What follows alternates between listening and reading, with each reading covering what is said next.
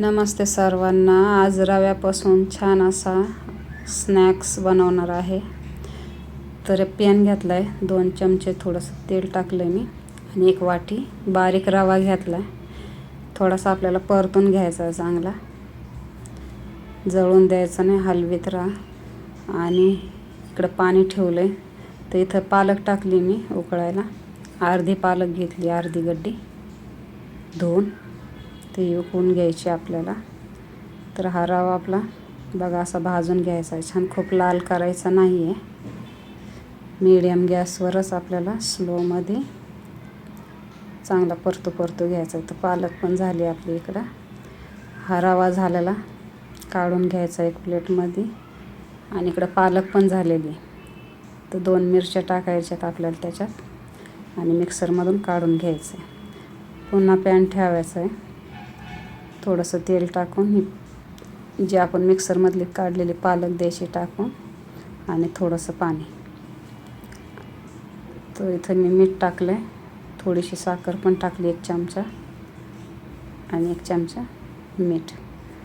ती अशी उकळी आली आहे आणि हा रवा आपल्याला त्याच्यात टाकून द्यायचा आहे, छान मिक्स करून घ्यायचं आहे. गाठी ठेवायच्या नाही आहेत, सगळं एकजीव करून घ्यायचं आहे पालकमध्ये. छान परतो हे बघा छान कलर आला आहे. तर असं सगळं सुकून घ्यायचं आहे आणि 1-2 मिनटं वाफ द्यायची आपल्याला रव्याला. हे बघा मस्त झालं सगळं मिक्स. तर 1-2 मिनटं असं झाकण ठेवून आपल्याला वाफ द्यायची आहे. तर वाफ देऊन झाली, मिक्स करून घ्या आणि एका थाळीत आपल्याला हे काढून घ्यायचं आहे.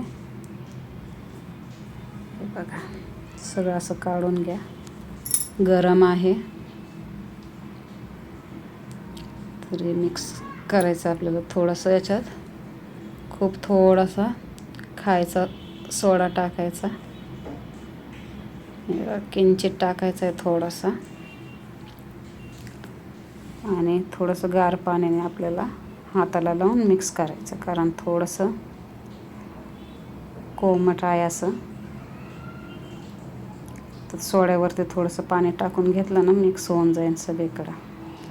तर छान असं मिक्स करून पिठासारखं आपल्याला मळून घ्यायचं आहे, थोडं पाणी टाकून.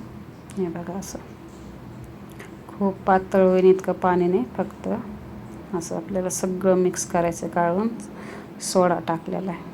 ते झालं आपलं बघा किती छान गोळा तयार. तर आपल्याला असे गोल गोळे बनवून घ्यायचे आहेत. हे बघा मीडियम साईजचे, खूप मोठे नाही खूप छोटे नाही, गुलाबजामाच्या प्रमाणात. सगळ्याचे असे गोळे बनवून घ्या तयार करून. हे बघा छान दिसायला लागलेत. सर्व आपले बनवून झालेत असे. तर हे असे चाळणीत ठेवायचे आहेत आता आपल्याला आणि याला आपण वाफ काढून घेणार आहे. असे ठेवून द्या सगळे चाळणीमध्ये. इथं मी पाणी ठेवलं पातेल्यात गरम व्हायला. तरी चाळण आपल्याला ठेवून द्यायची आणि त्याच्यावर झाकण. ते 10 मिनटं ठेवलेत मी, वाफ दिली आहे. ते काढून घ्यायचे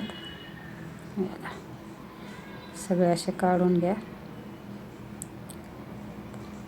सांभाळून, कारण खूप गरम असतात. तर हे बघा सगळे आपले झालेत वाफळून. तर आपण याची फोडणी तयार करू छान. बघा चांगले सोड्यामुळं पण असे सॉफ्ट छान झालेत, निब्बर राहत नाही आणि खायला पण असे कच्चे आणि निब्बर वाटत नाही, म्हणून थोडेसे सोडा टाकायचा. तर इथं पॅन ठेवला आणि थोडंसं तेल टाकायचं आपल्याला, छोटे 2 चम्मच. अर्धा चमचा जिरा टाकला आहे आणि अर्धा चमचा राई, तीळ, कढीपत्ता हे आपल्याला सर्व असं टाकून परतून घ्यायचं आहे सर्व. हे बघा छान परतून झालं आहे. तर आपल्याला ते एकदम थोडीशी लाल मिरची पावडर आणि एकदम थोडंसं मीठ पण टाकू शकता. तर जे आपण रव्याचे बनवलेले आहेत हे आपल्याला याच्यात सोडून द्यायचे आणि छान परतू घ्यायचं आहे. खूप छान आहे स्नॅक्स. या नाश्त्याला खा, स्नॅक्स म्हणून खा, सॉस बरोबर किंवा चटणी बरोबर खूप छान लागतात. नक्की बनवा. व्हिडिओ आवडत असेल तर नक्की लाईक आणि सबस्क्राईब करीत जा, शेअर करा. तर हे झालेत आपले आता परतून.